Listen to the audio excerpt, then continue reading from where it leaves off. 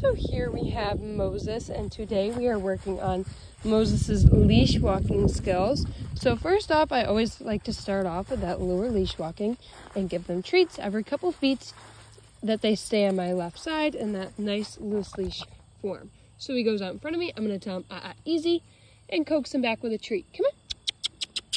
Come on. Yes, good boy. Lure him back to that left side and just continue on walking.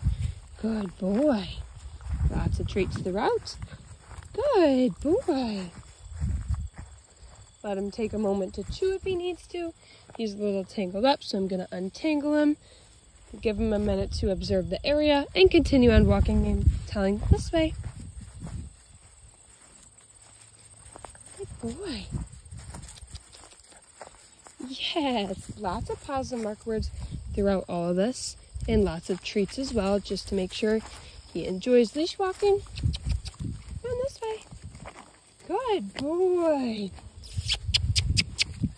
Changing direction, I always like to use the command this way. This way. Good.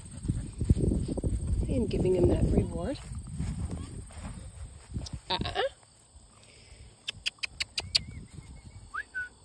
Yes. Come on. Now he's protesting, so I don't want to give in. I want him to give me that slack.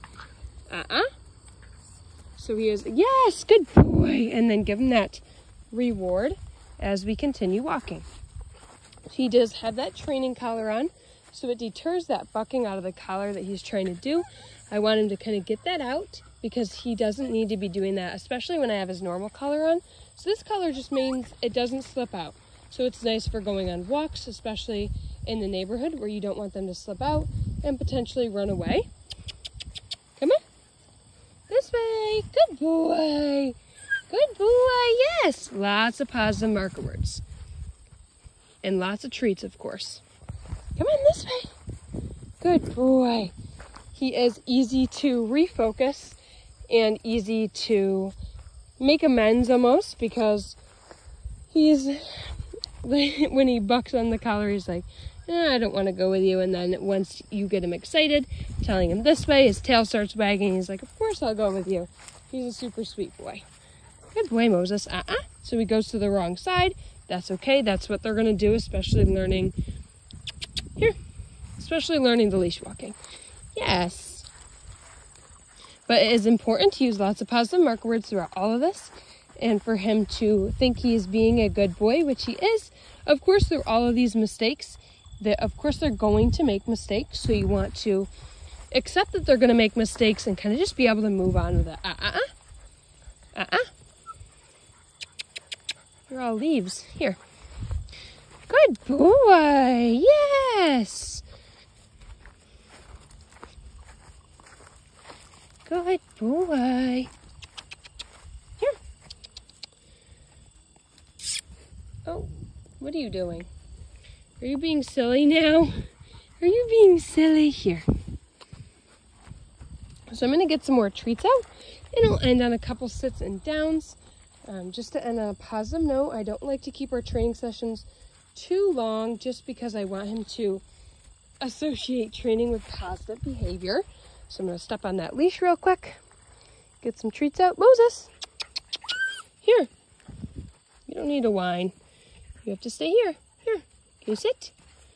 You have to sit. Good. Sit. Yes. And then, oops, sorry. I'll have him do a down.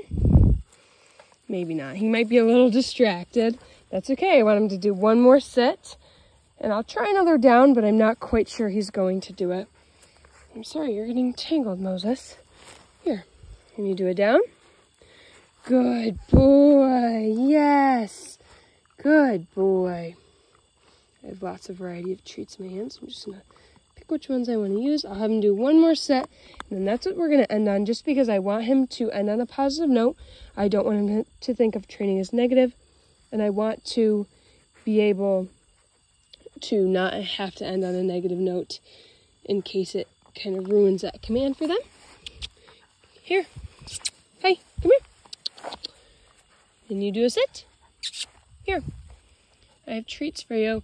They do have very short attention spans at this age, so just keeping it positive when you do have their attention span. Yes, good, sit is what you want the most of. Good boy. And then, of course, we like to end our sessions on lots and lots of praise, lots of pets, just to make sure they had a good time. And, of course, no one says no to some snuggles.